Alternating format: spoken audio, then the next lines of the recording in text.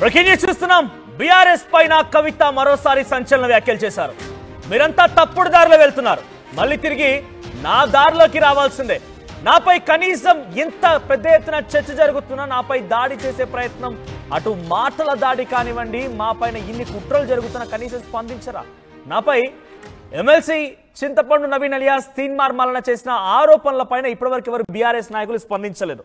అయితే బీఆర్ఎస్ నాయకులు స్పందించకపోవడం పైన అది వారి విఘ్నతకే వదిలేస్తున్నారని చెప్పి చాలా క్లియర్గా కవిత చెప్పుకొచ్చారు. కాంగ్రెస్ ప్రభుత్వానికి కవిత మద్దతు ఉంది.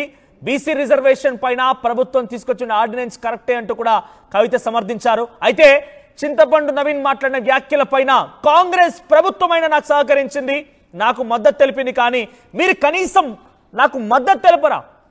పోనీ మీ పార్టీ కార్యకర్తలు, పార్టీ నాయకురాలి కాకుండా కుటుంబ పరంగానే కూడా నాకు మద్దతు తెలపరా? కాంగ్రెస్ ప్రభుత్వం మద్దతు పలికింది, కానీ మీరు కనీసం స్పందించరా? ఓ తండ్రిగా, అన్నగా, నా తోబుట్టువుగా, నన్ను కన్న తండ్రిగా కనీసం ఆ మాత్రం బాధ్యత లేదా? ఇంత విఘ్నత లేదా? మీ విఘ్నతగా వదిలేస్తున్నాను అని చెప్పి చాలా క్లియర్గా కవిత అటు తండ్రి కేసీఆర్ పైన, అన్న కేటీఆర్ పైన చాలా పెద్ద ఎత్తున ఆగ్రహం వెళ్లగక్కారు.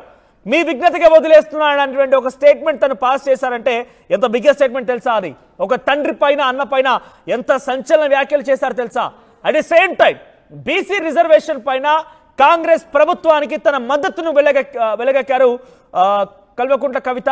నా మద్దతు కాంగ్రెస్ పార్టీ తీసుకొచ్చిన ఆర్డినెన్స్ వైపే, మీరే తప్పుడు దారిలో వెళ్తున్నారు, మీ దారే తప్పుడు దారి, మీరు చాలా కరెక్ట్ వేలో రావాల్సిన అవసరం ఉంది, మీరు నా వేలోనే వస్తారని చెప్పి కూడా కవిత బీఆర్ఎస్ పార్టీని హెచ్చరించింది. బీఆర్ఎస్ నాయకులు తెలిసి తెలియక ఆర్డినెన్స్ వద్దని చెప్పడం సరికాదు. బీఆర్ఎస్ వాళ్ళు నా దారిలోకి రావాల్సిందే, 4 రోజులు టైం తీసుకుంటారేమో అంతే, కానీ మీరంతా మళ్ళీ నా దారిలోనే వస్తారు. చూసారా, అటు తండ్రిని, అన్నని, ఇద్దరిని కూడా ఒకే వ్యాఖ్యలతో చాలా క్లియర్గా ఏకిపారేసింది కవిత. మీరంతా తప్పుడు దారిలో వెళ్తున్నారు, మీరంతా నా దారిలోకి రావాల్సిందే, కాస్త టైం పట్టొచ్చేమో. ఇక్కడ ఏం చెప్తోందంటే ఆవిడ చాలా క్లియర్గా, నాకు కొంచెం తిక్కుంది, దానికో లెక్కుంది, కొన్నిసార్లు రావడం లేట్ అవ్వచ్చేమో, కానీ రావడం మాత్రం పక్కా అని అంటున్నారు కల్వకుంట్ల కవిత. మీరు రావడం లేట్ అవ్వచ్చేమో, కానీ మీరు రావడం మాత్రం నా లైన్లోకి రావాల్సిందే, 4 రోజులు టైం తీసుకుంటారేమో అంతే అన్నట్టుగా చాలా క్లియర్గా కవిత చెప్పిన వ్యాఖ్యలు మనం చూస్తున్నాం. సో మీరు చెప్పండి, నిజంగానే నిన్న తెలంగాణ బొగ్గుగని కార్మిక సంఘానికి సంబంధించి ఒకప్పుడు గౌరవ అధ్యక్షురాలుగా ఉన్నటువంటి కవితని పక్కన పెట్టి ఇప్పుడు ఇన్ఛార్జిగా కొప్పుల ఈశ్వర్ని తీసుకురావడం, ఇప్పుడు కవిత దాని తర్వాత బీసీ ఆర్డినెన్స్ పైన నేను చేసే వ్యాఖ్యలు కరెక్టే, నేను కరెక్ట్ దారిలో వెళ్తున్నాను, మీరు తప్పుడు దారిలో వెళ్తున్నారని చెప్పి కాంగ్రెస్ పార్టీ ప్రభుత్వానికి మద్దతు తెలపడం, ఆ తర్వాత చింతపండు నవీన్ తన పైన అనుచిత వ్యాఖ్యలు చేస్తే కనీసం కాంగ్రెస్ పార్టీ ప్రభుత్వమైన నాకు మద్దతుగా నిలబడింది, కానీ ఓ తండ్రిగా, తోబుట్టువుగా మీరు నిలబడలేదే, మీ విఘ్నత ఏడబోయింది అన్నట్టుగా క్వశ్చన్ చేసింది. సో ఇప్పుడు దాదాపుగా కవితని పార్టీ పక్కన పెట్టేసింది. ఇక కవిత బాయ్ బాయ్, గుడ్ బై అన్నట్టుగా బీఆర్ఎస్ పార్టీ డిక్లేర్ చేసినట్టు కనబడుతోంది. సో ఇప్పుడు కవిత రోజు రోజుకి కాంగ్రెస్ పార్టీకి మద్దతు తెలిపేటువంటి ఆ విషయాన్ని కూడా మనం చూస్తూ ఉన్నాం. సో ఈ మద్దతు ఎలా ఉంది, ఎటువంటి చర్చనీయాంశంగా మారింది, మీ అభిప్రాయాన్ని కామెంట్ చేయండి. అట్ ది సేమ్ టైం ఎందుకు కవితని పక్కన పెట్టాల్సి వచ్చింది? అప్పుడు గతంలో లిక్కర్ స్కామ్ అంశంలో కూడా కవితకు సంబంధించి జైలుకి వెళ్తే కనీసం తన తండ్రి ఒక్కసారి కూడా జైలుకి వెళ్ళలేదు. ఆ తర్వాత ఏకంగా తండ్రికి దగ్గరికి వెళ్ళి డైరెక్ట్గా నేరుగా 1-to-1 కూర్చొని, నాన్న ఇలా జరుగుతోంది, ఇలా జరగాల్సి ఉంది, ఏం జరిగితే బాగుంటుందని చర్చించాల్సిన కవిత ఒక లేఖ ద్వారా తండ్రిని వినవించుకోవడం, ఆ లేఖ బయటికి లీక్ అవ్వడం, దయ్యాలున్నాయన్నట్టుగా కవిత చెప్పడం, దయ్యాలున్నాయి పెద్ద ఎత్తున, ఆ దయ్యాలే ఈ విషయాలు వెల్లడిస్తూ ఉన్నాయి, ఓ కోటరీ ఉంది, ఈ కోటరీ నుంచి బయటికి రావాలి, ఇలా సంచలన వ్యాఖ్యలని కవిత చేయడం, ఇలా 1 కాదు 2 కాదు వరుసగా కవిత చేసేటువంటి ఈ వ్యాఖ్యలు బీఆర్ఎస్ పార్టీకి తలనొప్పిగా మారిపోయి ఇప్పుడు ఏకంగా బీఆర్ఎస్ పార్టీ కవితని చాలా లైట్ తీసుకుంది. నిజంగానే చాలా అంటే చాలా లైట్ తీసుకుంది, ఏ మాత్రం కూడా పట్టించుకోకుండా అంత తేలికపాటిగా కొట్టిపారేసింది. సో ప్రస్తుతానికి కవిత వ్యాఖ్యలు సంచలనంగా మారిన నేపథ్యంలో మరి అటు బీఆర్ఎస్ పార్టీ మరోసారి కవిత కామెంట్స్ ని, కవిత చేసిన మాటల్ని ఎలా తీసుకుంటుందో చూడాలి. మీరంతా నా దారిలోకి రావాల్సిన రకంగా హెచ్చరించిన ఈ వ్యాఖ్యలు ఎలా ఉంటాయో చూడాలి. అన్ని అప్డేట్స్ మా ప్రతినిధి మధు సిద్ధంగా ఉన్నారు. మధు, ఏంటి కవిత వ్యాఖ్యల పైన ఇప్పుడు బీఆర్ఎస్ పార్టీ అటువంటి చర్చ జరుగుతోంది, కనీసం ఓ తోబుట్టువుగా, కన్నతండ్రిగా నాపై ఈ రకంగా జరుగుతుంటే స్పందించరా? మీ విఘ్నతకే వదిలేస్తున్నాను, అట్ ది సేమ్ టైం కొన్నిసార్లు రావడం లేట్ అవ్వచ్చేమో, కానీ రావడం మాత్రం పక్కా అన్నట్టుగా తను ఒక బిగ్గెస్ట్ స్టేట్మెంట్ ని పాస్ చేశారు, మీరంతా నా దారిలోకి రావాల్సిందే. ఈ వ్యాఖ్యలా చూడాలి. ఇప్పుడు దాదాపుగా కవితని పార్టీ నుంచి పక్కన పెట్టినట్టేనేక ఎగ్జాక్ట్లీ ఈ రోజు కాస్త ఇంకా మరింత ఓపెన్ అయ్యే ప్రయత్నం చేశారు ఎమ్మెల్సీ కవిత, కుటుంబం పైన, పార్టీ పైన. తీర్మాన్ మల్లన్న చేసినటువంటి వ్యాఖ్యలకు సంబంధించి కనీసం రియాక్ట్ కాకపోవడం అనేటువంటిది వాళ్ళ విజ్ఞతకే వదిలేస్తున్నారంటూ చెప్తూనే మరొక సంచలనమైనటువంటి స్టేట్మెంట్ ఏంటంటే ఆర్డినెన్స్ కాంగ్రెస్ తెద్దాం అనుకున్నటువంటి ఆర్డినెన్స్ పైన కూడా సంచలన వ్యాఖ్యలు చేశారు. 2018కి సంబంధించినటువంటి చట్ట సవరణ చేస్తే ఆర్డినెన్స్ తేవడం సబబే, అది కరెక్టే అనేటువంటి ఒక అంశాన్ని మాట్లాడారంటే బీసీ లైన్ తీసుకున్నారు ఇక్కడ ఎమ్మెల్సీ కవిత పూర్తి స్థాయిలో. సో కాంగ్రెస్ కు మద్దతు తెలిపేటువంటి స్టేట్మెంట్ ఆమె చేయడానికి గల కారణం ఏంటి అంటే బీసీల వైపు ఉన్నాను, బీసీల విషయంలో ఒక స్టాండ్ తీసుకున్నాను అనేటువంటి ఒక అంశాన్ని చెప్పే ప్రయత్నం చేస్తూనే కుటుంబం పైన కూడా కాస్త గాడైనటువంటి వ్యాఖ్యలు చేసినటువంటి పరిస్థితి. బీసీ రిజర్వేషన్ల కోసం ప్రభుత్వం తీసుకొచ్చినటువంటి ఆర్డినెన్స్, కుటుంబం పైన మాట్లాడినటువంటి మాటలు, గత కొంతకాలంగా ఆమె ఇబ్బంది పడుతున్నటువంటి పరిస్థితి. ఏమున్నా కొన్ని రోజులైన తర్వాత నా దారిలోకి రావాల్సిందే, నేను చెప్పింది కరెక్ట్ అనేటువంటిది ఒప్పుకోవాల్సిందే అనేటువంటి స్టేట్మెంట్. 4 రోజులు టైం తీసుకుంటారేమో కానీ ఇప్పటికీ కాస్త బెట్టు చేస్తా ఉన్నారు రాజకీయ పరంగా, అంతే తప్ప ఖచ్చితంగా నా దారిలోకి రావాల్సిందే స్టేట్మెంట్ ఎమ్మెల్సీ కవిత చేయడం సంచలనంగా మారింది. దాంతో పాటు కొన్ని ప్రభుత్వం పైన కొన్ని కీలక వ్యాఖ్యలు కూడా చేశారు. మంత్రి ఉత్తమ్ కుమార్ రెడ్డి సిగ్గు లేకుండా గోదావరి జిల్లాను చంద్రబాబు చేతిలో పెట్టే ప్రయత్నం చేస్తున్నారంటూ ఈ అంశాన్ని ఒకటి, బనకచెర్లకు సంబంధించినటువంటిది. బనకచెర్లపై చర్చ జరగలేదని రేవంత్ రెడ్డి చెప్పే ప్రయత్నం చేస్తా ఉన్నారు, కానీ జరిగింది అది బయటికి చెప్పట్లేదు అనేటువంటి అంశాన్ని ఆమె చెప్తారు. దాంతో పాటు ముఖ్యమంత్రి మెగా కంపెనీ వాటా కోసమే ఢిల్లీకి వెళ్లారు అనేటువంటిది. మెగా కంపెనీ నుంచి మెగా ఇంజనీరింగ్ కంపెనీ ఏదైతే ఉందో MEL, దానికి సంబంధించినటువంటి వాళ్ళకి సంబంధించిన కాంట్రాక్టులు, కమిషన్ ఏవైతే ఆ వాటా కోసం వారితో మాట్లాడుకున్న కమిషన్ కోసం ఢిల్లీ వెళ్లారు. ఇది నగ్న సత్యం అనేటువంటి స్టేట్మెంట్ చేశారు. ఇంకొకవి బనకచెర్ల పైన బనకచెర్ల ఆపకపోతే న్యాయ పోరాటం కూడా చేస్తాను. ఒకసారి మనం పబ్లిక్ ఒపీనియన్ అడుగుదాం. నిజంగానే కవితని బీఆర్ఎస్ పార్టీ పక్కన పెట్టిందా? అసలు కవిత బీఆర్ఎస్ పార్టీ లైన్ లో ఉందా? ఒక బీఆర్ఎస్ పార్టీ కార్యకర్తగానో లేకుంటే తెలంగాణ సమాజంలో ఉన్నటువంటి రాజకీయాలను ఫాలో అయ్యే వ్యక్తిగా మీ అభిప్రాయాన్ని కామెంట్ చేయండి. కవిత వ్యాఖ్యలను మీరు ఏకీభవిస్తున్నారా, లేదంటే బీఆర్ఎస్ పార్టీకి సంబంధించి అటు కేటీఆర్ కానివ్వండి, హరీష్ రావు కానివ్వండి, కవిత వ్యాఖ్యల్ని కొంత పట్టించుకున్నటువంటి విధంగానే బిహేవ్ చేస్తున్న కేసీఆర్ కానివ్వండి, మీ సపోర్ట్ ఎవరికి? కవిత వైపా, కేసీఆర్, కేటీఆర్, హరీష్ రావు వైపు? బికాస్ చాలా రోజులుగా మీరు చూస్తున్నారు తెలంగాణ జాగృతి ఎప్పుడైతే మళ్ళీ యాక్టివ్ అయిందో అప్పటి నుంచి కూడా కవిత మెల్లో కనిపించేది కేవలం జాగృతి కండువా మాత్రమే.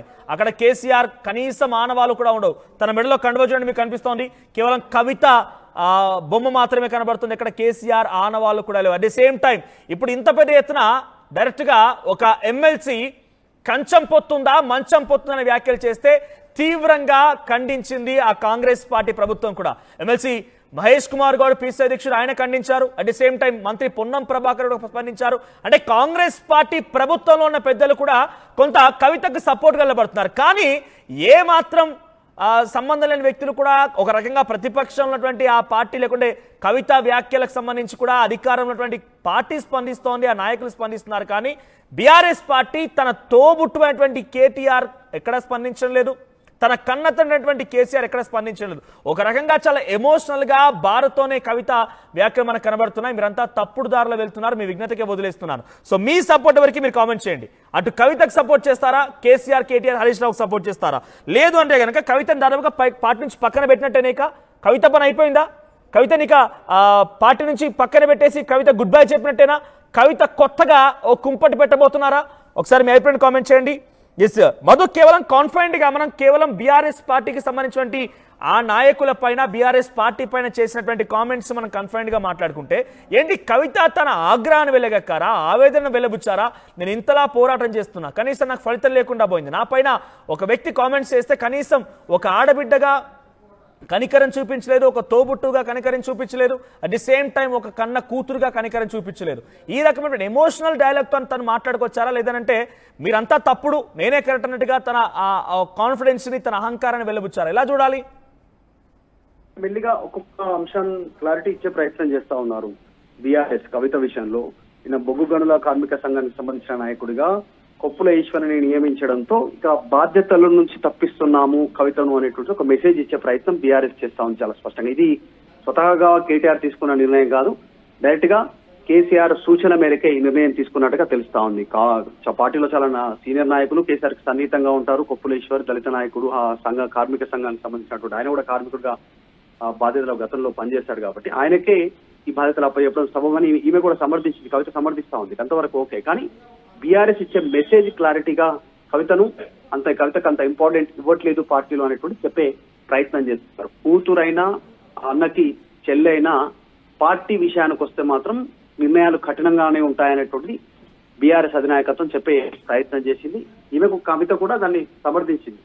తర్వాత ఎమ్మెల్సీ సినిమార్ మల్లన్న గురించి కూడా ఒక ఎమ్మెల్సీ గురించి ఎంత తక్కువ మాట్లాడితే అంత మంచిది, ఆ ఎమ్మెల్సీని నేను జనాభా లెక్కలో నుంచే తీసేశానంటూ కూడా ఒక కవిత స్టేట్మెంట్ చేశారు ఎమ్మెల్సీ కవిత. సో మొత్తానికైతే త్వరలోనే ఢిల్లీకి అఖిలపక్షాన్ని తీసుకెళ్లకపోతే జాగృతి తరఫున ఢిల్లీ వెళ్లి వాళ్ళతో కలిసి ఢిల్లీలో పోరాటం చేస్తామని చెప్పారు. బనకచెర్లకు సంబంధించినటువంటి అంశం పైన, తర్వాత 42% రిజర్వేషన్ చట్టం పరిధి పైన, వీటన్నిటిపైన పార్లమెంటు సమావేశాల సందర్భంగానైనా బీసీ బిల్లు బనకచెర్లపై దీన్ని ఫోకస్ చేయబోతున్నామంటూ స్టేట్మెంట్ చేశారు. ఈ నెల 21వ తారీఖు నుంచి పార్లమెంట్ సమావేశాలు ప్రారంభం కానున్నాయి. దానికి సంబంధించి కార్యాచరణ రూపొందిస్తున్నట్టుగా తెలుస్తా ఉంది. చంద్రబాబు నాయుడు కాలేజీలో చదువుకున్నానని చెప్తావారు టీడీపీ అని చెప్పేసి, ఇంకా కాలేజీలోనే ఉన్నాననేటువంటి ఒక భ్రమలో రేవంత్ రెడ్డి ఉన్నారు. అందుకే వాళ్ళ కాలేజ్ ప్రిన్సిపాల్ అయిన చంద్రబాబు నాయుడుకి పూర్తిగా మద్దతు తెలుపుతున్నారంటే స్టేట్మెంట్ చేశారు. సో ఓవరాల్ కొన్ని కీలకమైనటువంటి అంశాలు కవిత ఫోకస్ చేయడం, మాట్లాడడం, ఇదంతా చర్చ జరుగుతా ఉంది. ఒకవైపు అధికార పార్టీని కార్నర్ చేస్తూనే సొంత అన్న తండ్రి పార్టీ పైన ఆమె వేలెత్తి చూపించే ప్రయత్నం చేశారు. మీరు ఈ రోజు కాకపోయినా రేపు నేను చెప్పిన లైన్ లోకి రావాల్సిందే, నా దారిలోకి రావాల్సిందే, నేను చెప్పింది కరెక్ట్ అని అనక తప్పదు అనేటువంటి స్టేట్మెంట్ చేశారు.